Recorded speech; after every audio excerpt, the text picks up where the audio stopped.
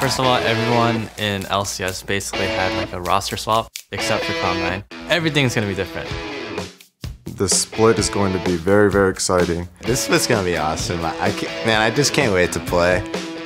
So we'll start with CLG. CLG is a new top laner, imported from Korea. Curse has a special. Like, what?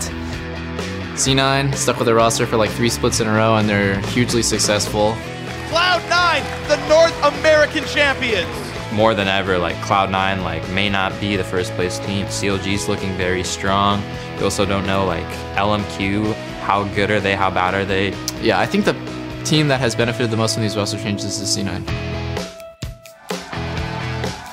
A lot of things could be better or worse, but what I can say for sure is this is going to be a much more competitive split, and I'm looking forward to it. Every team is just looking so good. It's a scary split to be playing in.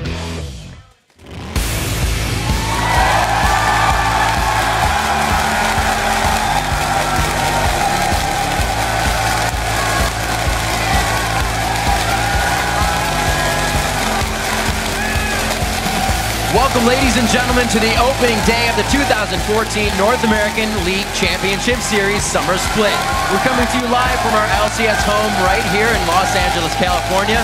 Hello, everyone. I'm Raving to Biz in the third, and with me is Joshua Chat Leesman. And it is good to be back with you, Riv, here, because the crowd is ready, and honestly, the teams are all different, so we got a whole bunch to learn. I'm super excited. I even heard of Vuvuzela earlier in the crowd, so it's going to be a good day. Today, 8 teams continue their quest to hoist the Summoners Cup. Yeah, they will battle it out over the next 11 weeks with the top 6 teams earning a berth in the NALCS playoffs. Then they'll fight for a spot at Worlds and the honor of proving themselves the best on the international stage. That's right. Every single game matters, and we're kicking it off with a SuperWeek lineup of 16 matches. But first, the North American League has seen more than a few shakeups in the offseason. In addition to 2 new teams of LMQ and Complexity, there were a flurry of player trades, starting with the Spring Split's second place, Team Solo Mid. Yeah, the odd one stepped down from the starting jungler position, saying that the team would do better with another player, maybe one that's better mechanically. So he'll be taking over as the team's coach, and replacing him is going to be amazing from the team Copenhagen Wolves over in Europe. Another TSM change, though, is in the bottom lane.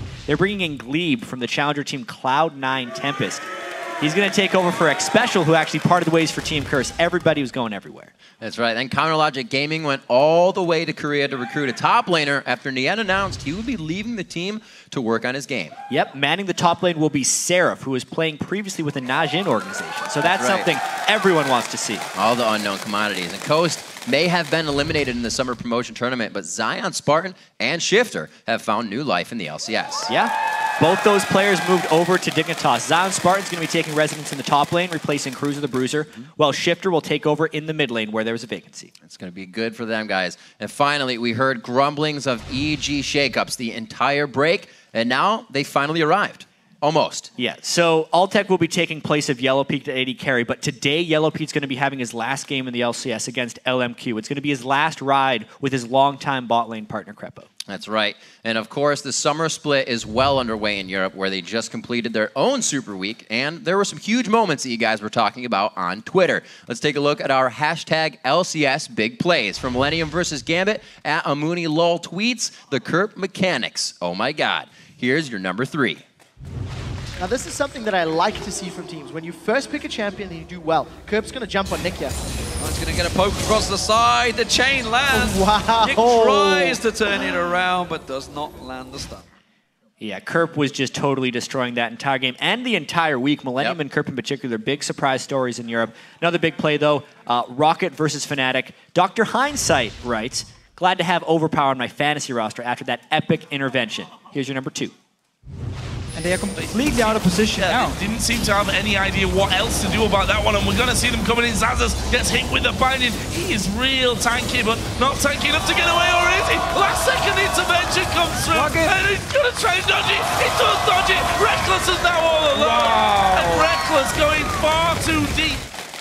It was only 2 fantasy points for the kill, but it was still a really nice play. Very nice indeed. We're going to have a lot of our own today, but the first and finally from Alliance versus Gambit, D says, Wicked's man mode engages, made Tabs' job easy, and won the team fights. GG Alliance. Here's your number 1. Wicked needs to knock them away. Use the Dragon's Rage. Your team is there. They've lost the tower. Now he's going to go for the fight. Collects up 4 members. It's a good ultimate coming out there. Wild Growth bounces them in there. Froggen shut down, but Gambit are falling like flies as Tabs comes in, rat-a-tat-tatting his way through and picking up a triple kill. Complete shock and awe. Best way to do it. Yeah, Tabs had a rather strong week there. So Europe's done. Time for NA. So remember to share your favorite moments from today's games by tweeting us at LOL Esports, and be sure to use the hashtag LCS Big Plays. And now you've seen a taste of the action, let's check out how the table stands in the European League. Absolutely. And first, it's a three-way tie with Alliance, Millennium, and SK Gaming sporting 3-1 records. And then tied for fourth are Fnatic and Super Hot Crew. Then in last, it's yet another tie with Gambit Gaming, the Copenhagen Wolves, and Rockhat with 1 win and 3 losses. As we mentioned, we've got a super week of games coming your way, so make sure the laptop is plugged in because you won't want to miss any action. Yeah, it starts with a rivalry rematch between the Spring Champs, Cloud9, and second place Team Solo Mid. The fans always want to see that one. Then Curse face off against Counterlogic Gaming, and after that, it's the new kids on the block, LMQ versus Evil Geniuses. And we'll see if Complexity has the right stuff when they take on Dignitas. We'll conclude the day with Counterlogic Gaming versus LMQ. And by God, the fans are ready. Just a little bit. They've been waiting for a while. We've been all over the world there. We went to Paris. They haven't had a chance to cheer for TSM for quite some time. That's right. And you can find the complete schedule as well as vote on the teams you think will start the split with wins by heading over to LOLesports.com. Click on schedule, select week uno, and lock in your votes. Yeah, you can also learn how to join us here in the studio to watch these teams play in person. Saturday's sold out, but there are still seats available for Sunday. Just click tickets for all the details. And if you haven't set up your LCS fantasy team yet, you can do it now. That's right. Set up your league, then you can play Owner and create your dream team of pro players from Europe and North America. Rack up points based on the actual LCS games and sweat each kill, yes, as you compete against your friends each week. Head to fantasy.lolesports.com for all the details. Yeah, and the casters ourselves had one of those fantasy leagues, although, you know, we'll do a little bit of Twitter talking about those things because they're going to be close. I played Kobe this week. Ooh, very nice. Well, let's see. I played Officio. It'll be fun. Now let's throw it over to the guys at the analyst desk. Thank you very much, Riv. What's up, guys? I'm David Freak-Turley alongside Sam, Kobe, Hartman, Kensler. It's going to be a fun day. I am looking forward to seeing all these new players actually on the North American LCS stage. How can they perform? Yeah, almost every single team is going to be changed up in some way. It's going to be a whole bunch of fun. So we had a whole bunch of big shuffles in the North American LCS this split. We want to break down some of the new faces as well as returning players that we'll be keeping an eye on this week. Up first, Westrice, Complexity's top laner. He was critical of his own performance in the summer promotion tournament, and he's shown that he can make some great plays, but is unpredictable. We'll see how he settles into playing on the big stage. Then we'll be watching to see if Xiaowei Zhao can carry his dominating performance in the challenger scene into the LCS as he faces off against North America's best mid laners. He's done more to revolutionize farming than Norman Borlaug. What? Who? Norman Borlaug, he developed a high-yield, disease-resistant strain of wheat back in the 40s. Oh, thank you. Well, speaking of Threshers, we're going to look at Curse's Xpecial, their new support. He had the highest KDA in the spring split among supports, but we'll have to see if and how quickly he can develop synergy with Cop in the bottom lane.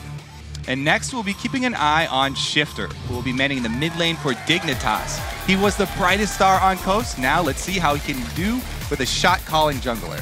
Now, finally, we're going to talk about Seraph, CLG's top laner. Since they brought him over from Najin White Shield to try out for the team, there's been a lot of hype around him still. He's only got one professional game on his resume, so we're anxious to see how he actually does in competitive play regularly now.